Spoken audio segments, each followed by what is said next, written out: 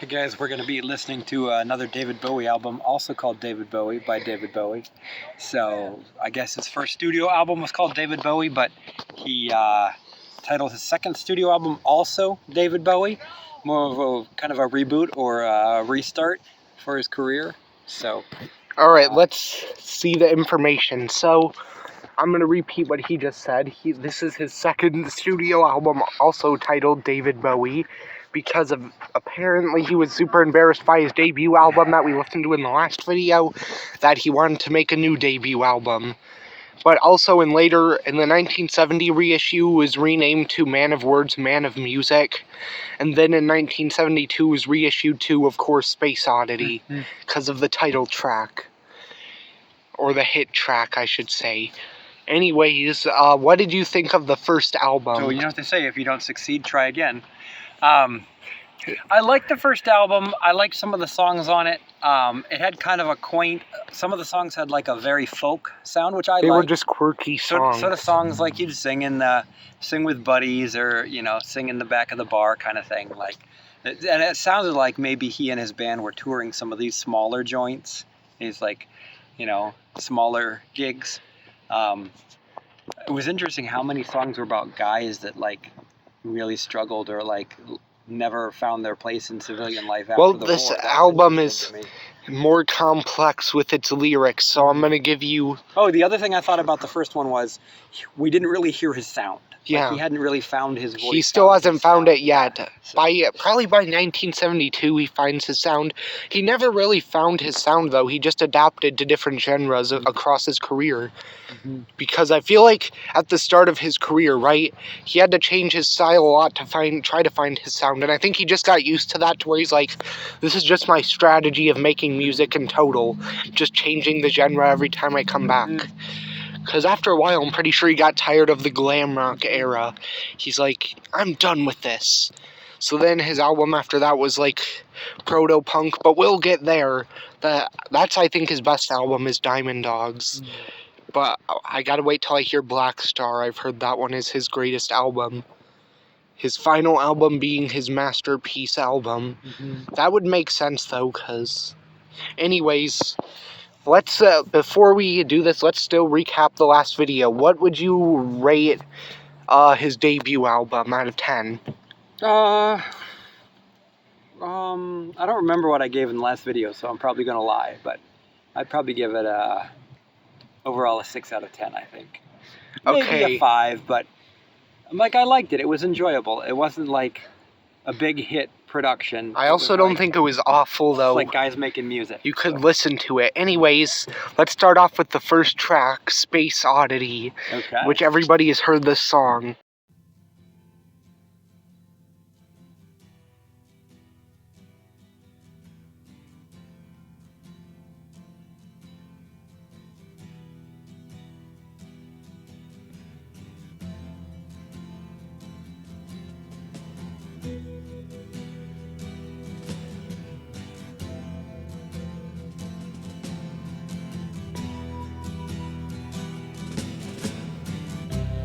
Ground control to Major Tom.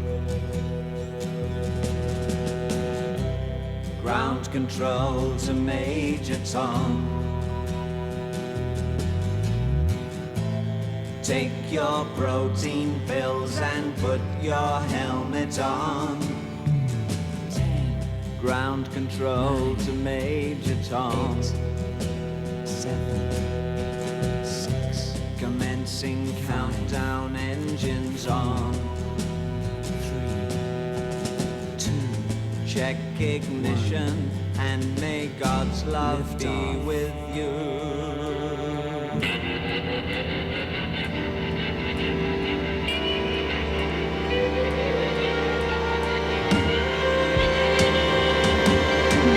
This is ground control to Major Tom. You've really made the grade, and the papers want to know whose shirts you wear. Now it's time to leave the capsule if you dare. This is Major Tom to ground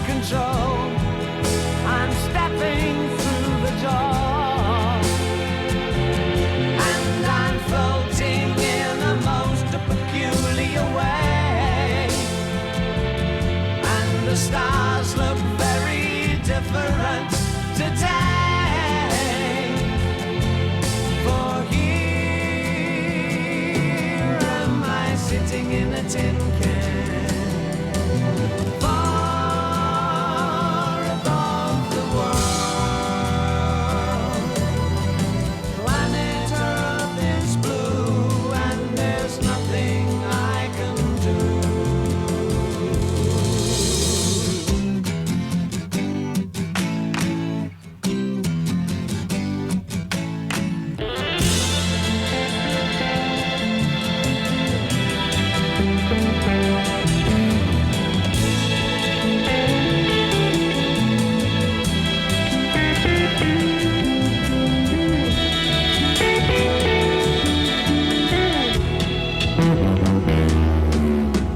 Though I'm past 100,000 miles, I'm feeling very scared.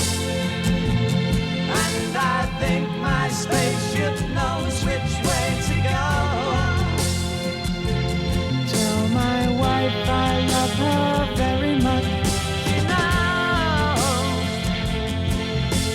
Ground control to Major Tom, your circuit's dead. There's something wrong. Can you hear me, Major Tom? Can you hear me, Major Tom? Can you hear me, Major Tom? Can you hear? Am I floating on my tin can?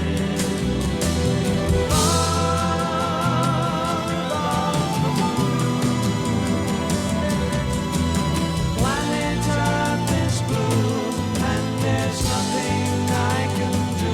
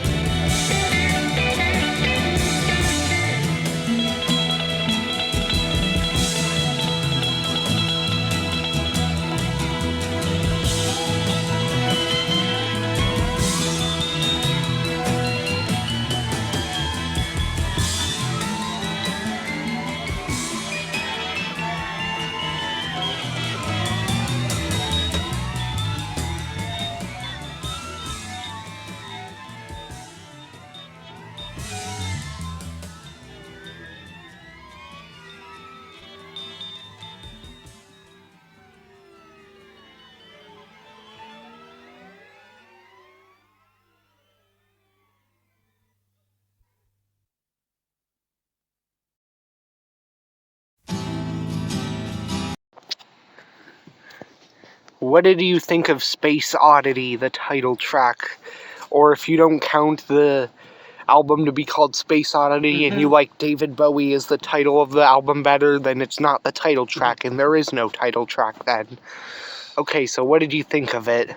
Well, it's hard to like give an honest opinion because I've heard this song several times. Like, this is definitely a classic. Okay, well, give your honest opinion of the several times you've heard it. It's really, I like the way the music works. Like, I think it's sort of, I think I noticed this the last time we talked about this song.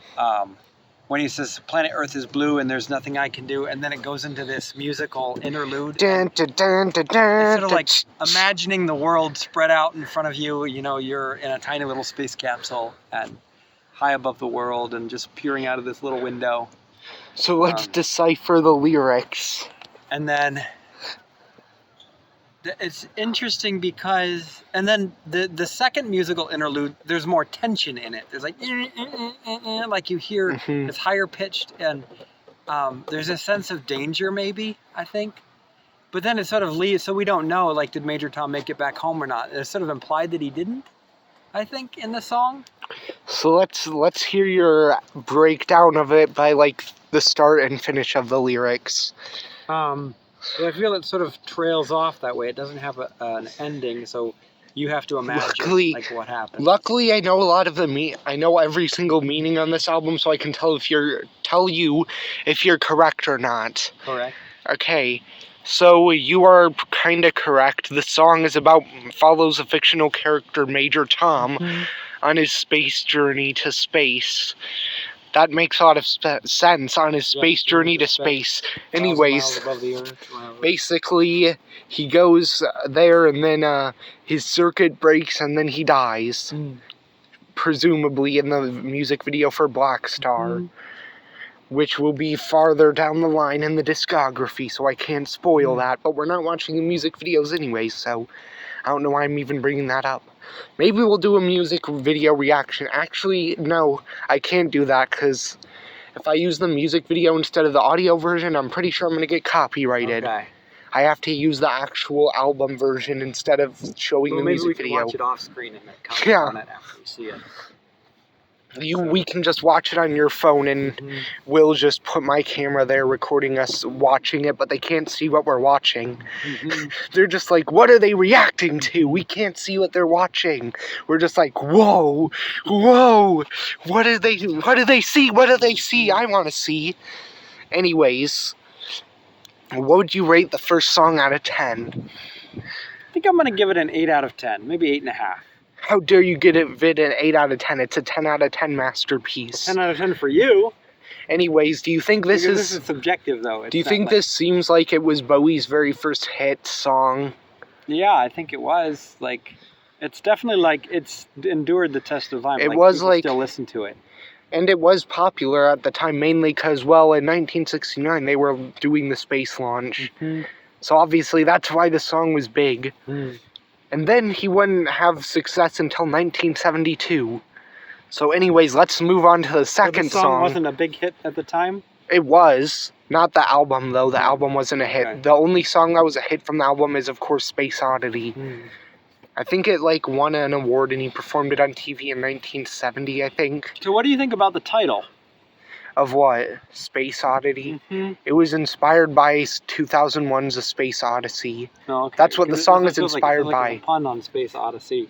That's what David Bowie actually, he was inspired by that movie to make the song. This song was inspired by the movie 2001's A Space Odyssey.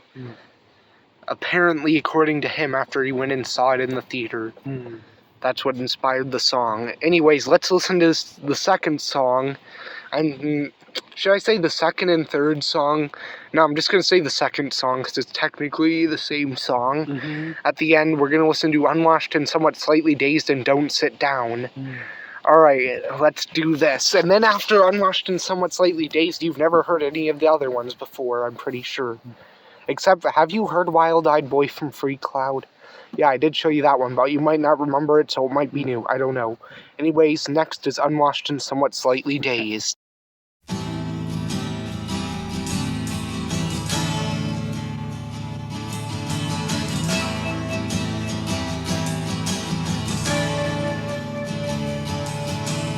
Bye, spy, pretty girl. I see you see me through your window.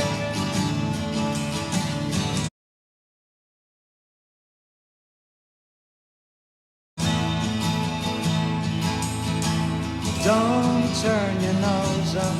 Well, you can if you need to. You won't be the first or last.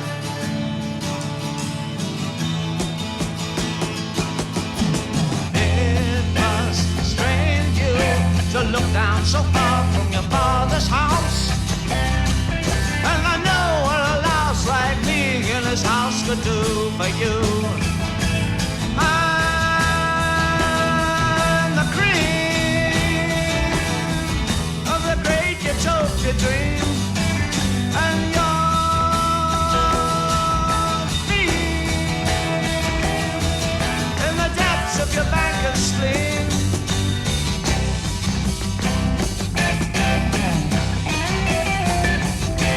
I'm a peasant betrayal, and there's blood on my nose.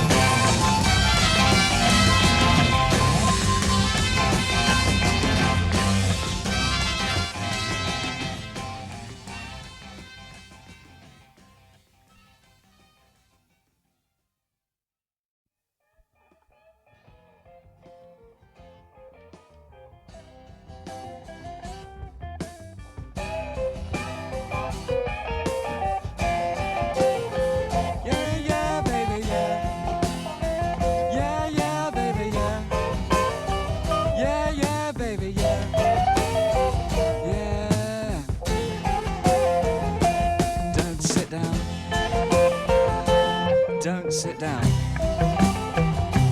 Don't sit down.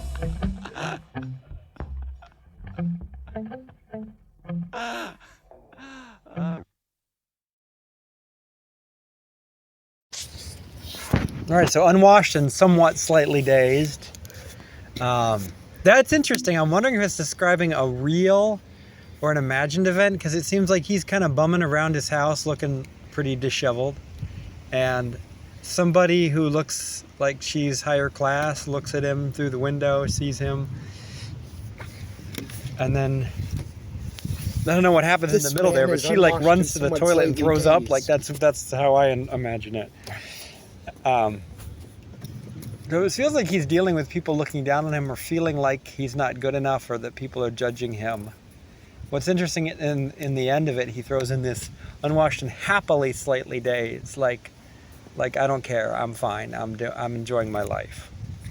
Okay, are you ready for what people have deciphered of the lyrics or people's speculation? It does seem like he's been hungover. The speculation is basically that he likes this rich girl, but and she likes him, but the father doesn't approve of him because he's unwashed and somewhat slightly dazed. And he's not rich and somewhat slightly, I don't know. Yeah, there's a line, you're a gleam in your banker's spleen, like he's pretty well off. But I don't know, I wouldn't interpret that she necessarily likes him, because the implication here is that she's like sick about it. Like, you're disgusting. You're disgusting. That's yeah. But then she's lying to her father, so I know this what doesn't... would she be covering up? I don't know. About him and her, I don't know. I do think it highlights the fact that sometimes we have mixed feelings, so you might be attracted to somebody. My original thought was that he's just like having fantasies. Like with the main chorus. Here's why I think that, because the main chorus is so now you should spend the morning walking with me, quite amazed as I'm unwashed and somewhat slightly dazed. Like, obviously she doesn't like him, but he says it's a fantasy, like we're walking. Yeah, and I felt like something, like it sounds like something happened, and then she runs from the window, so it almost implies she just looked out the window and then ran away, and nothing ever happened in the middle, like it was all his imagination. So I'd take on that one. Yeah, I think so. I don't know, but I think this song is underrated on the album. I don't know, it's just like a fun song to listen to. Like, it's just fun. Like, it reminds me of Bob Dylan, especially that middle part where the lyrics, there were some lyrics there that didn't totally make sense. Like I've told people with songs that people think sound like Bob Dylan, he was a fan of Bob Dylan at some point, so I'm sure some of his songs are inspired by the style of him. Even though later he didn't really get along with him because he was under the impression Bob Dylan hated him. So this verse 2, I got eyes in my backside that see electric tomatoes on credit card rye bread. There are children in washrooms holding hands with a queen, and my head full of murders where only killers scream. And that seems like he's kind of mentally unstable or like tripping somehow, like seeing stuff. The part that people are saying like he's somewhat slightly dazed, to me maybe that he's like high and he's just like imagining things. I don't know. He's just saying crazy things because he's high on something. I don't know. That's my impression of that part when he's just rambling on. I think that's supposed to be the slightly dazed part. Even though it's not slightly dazed, it's pretty dazed. Yeah, it seems more than slightly. It's way more than slightly dazed. It should be unwashed and really dazed. Quite a lot dazed. Unwashed and quite a lot dazed. Dazed for days. So let's talk about the end of it, which is Don't Sit Down. What was your interpretation of that part and how it connects with the song? I like the way you call it a post-credit scene. No, it's post-credit audio. Yeah, like tucked on the end there. Don't sit down. I know, is he talking to the audience? I don't know. Or to the woman? Maybe he's talking to the girl. Maybe. Don't sit down. Stay here. I'm gonna kill you. I don't know. I like that song. What would you rate it out of 10? If I had to give it a rating out of 10, I think I'd probably give it a 7. Do you think it's do you think it's as bad as people say it is, to the point where they rank it at their least favorite on the album? Well, I haven't heard all the songs on the album, so... So far, what do you like better? I feel like... This feels to me like part of a story that's not finished yet. Like, is he happy with being messed up? Does he, like, regret it? Is he going to make different choices? Like... Because it's implying he's like, I'm happy with who I am, but I'm not sure that's true. Yeah. Like I mean, it feels to me like it's not just the girl judging him, but him judging himself, and like not totally proud of where he is in life. That's my take on it. Anyways, the next song is Letter to Hermione. Let's get into that.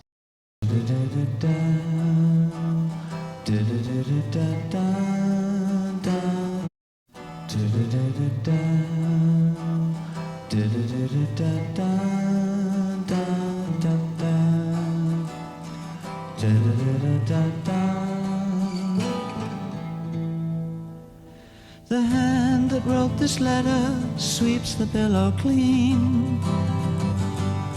So rest your head and read a treasured dream. I care for no one else but you. I tear my soul to cease the pain. I think maybe you feel the same.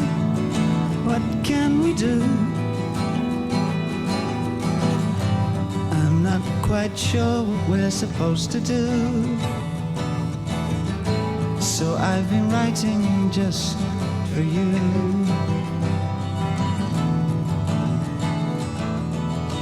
They say your life is going very well. They say you sparkle like a different girl.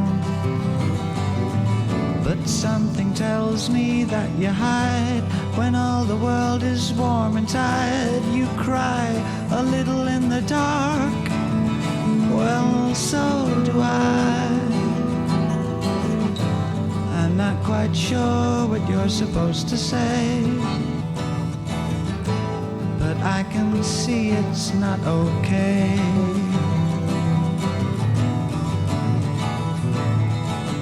He makes you laugh, he brings you out in style. He treats you well and makes you up real fine. And when he's strong for you. And when you kiss, it's something new. But did you ever call my name just by mistake? I'm not quite sure what I'm supposed to do. So I'll just write some love to you.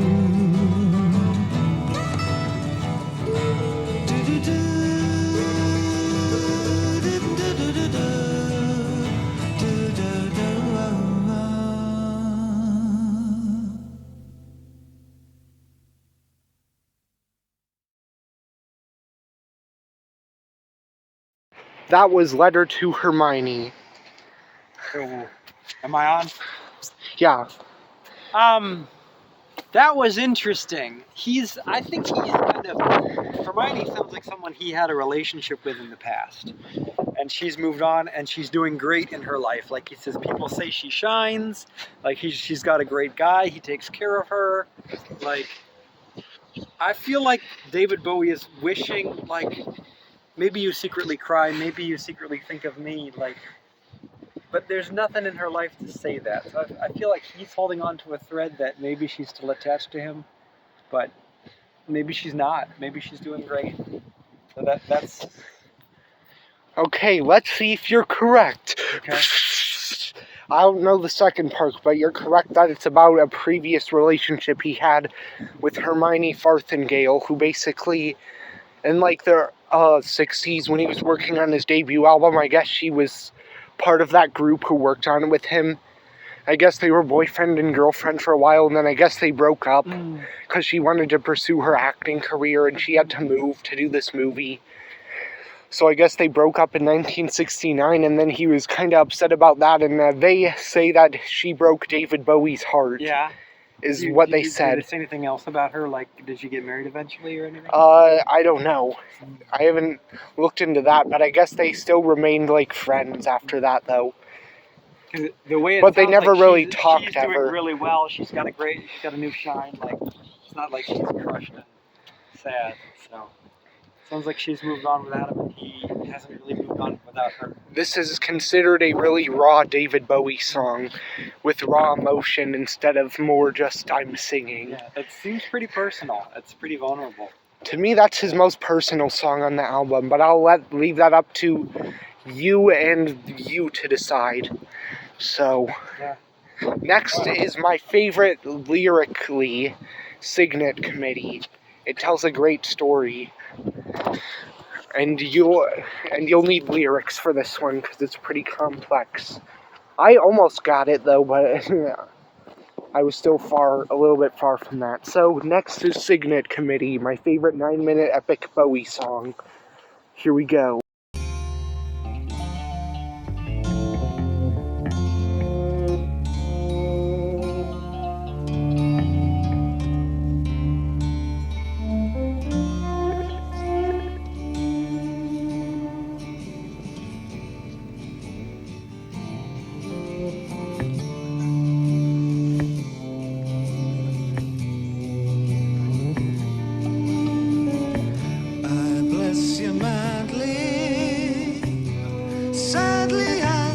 Tie my shoes, I love you badly. Just in time, at times I guess. Because of you, I need to rest. Because it's you that sets the test. So much has gone and little is new. And as the sparrow sings dawn chorus for someone else to hear, the thinker sits alone, growing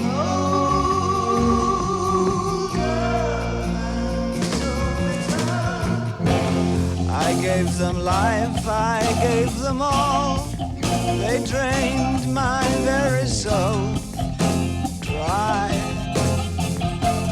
I crushed my heart to ease their pains. No thought for me remains there. Nothing can they spare but of me, who praise their efforts to be free. Words of strength and care and sympathy. I opened doors that would have blocked their way. I braved their cause to guide for little faith. I ravaged at my finance just for those whose claims were steeped in peace, tranquility. Those who said a new world, new ways, ever free. Those whose promises stretched in hope and grace for me.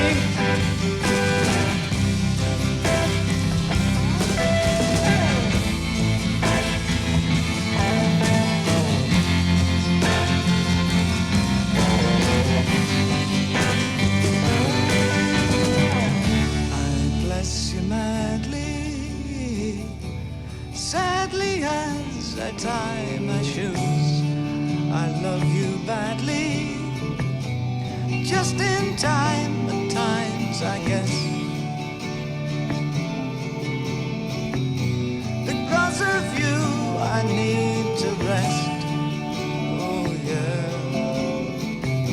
Because it's you that sets the test.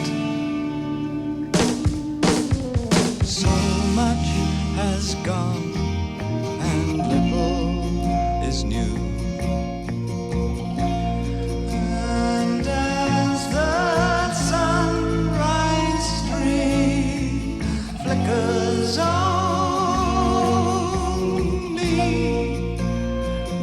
friends talk of the glory untold dream where all is gone and God is just a word.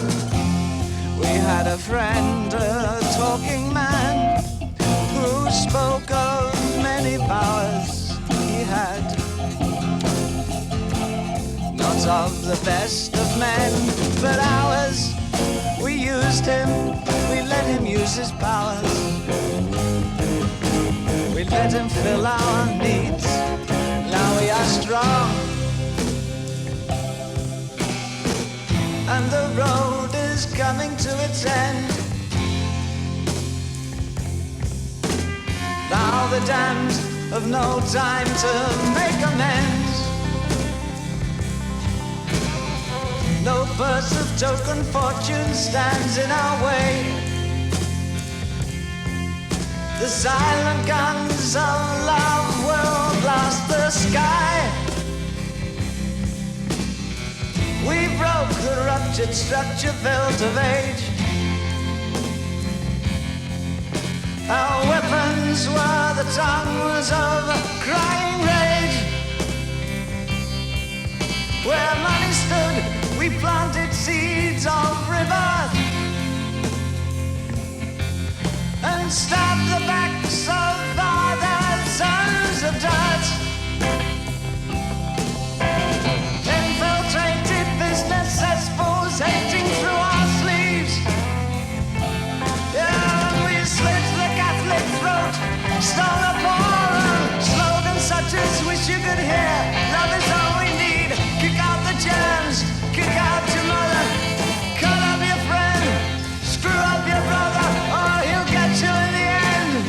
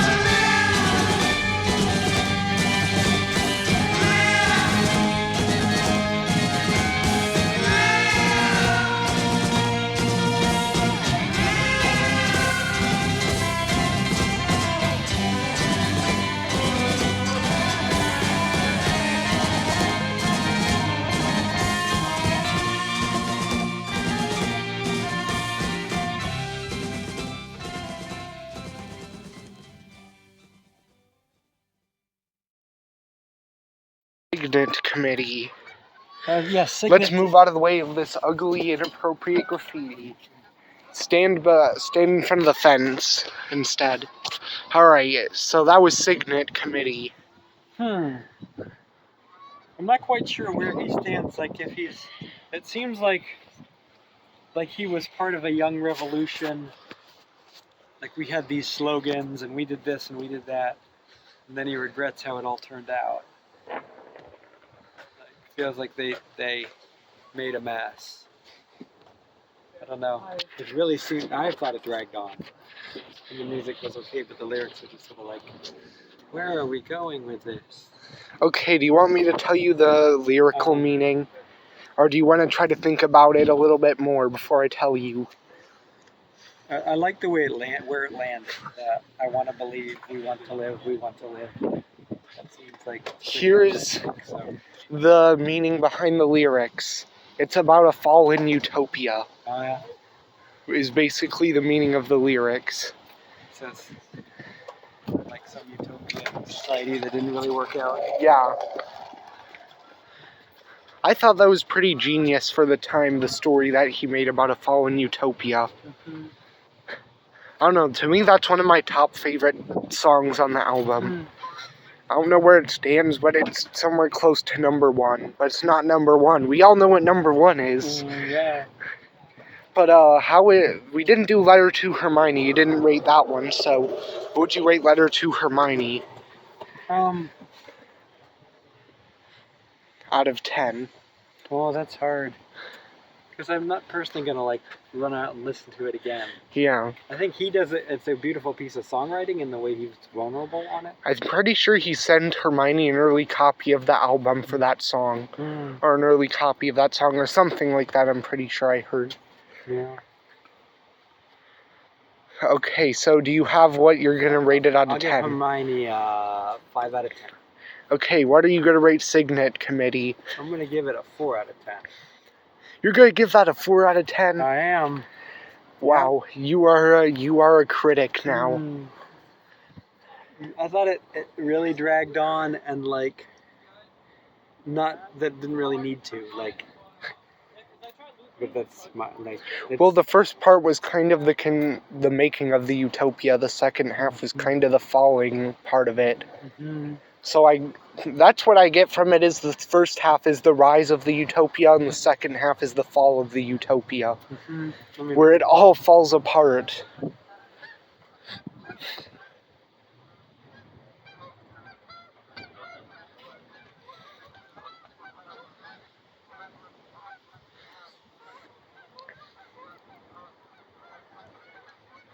I don't see...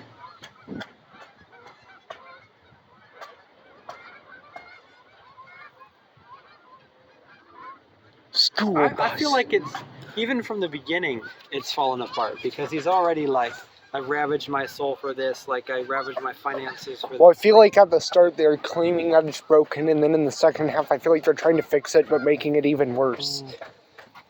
Anyways, the next song... It starts with regret, that's my thought. The next song is Janine. Alright, here we go into Janine.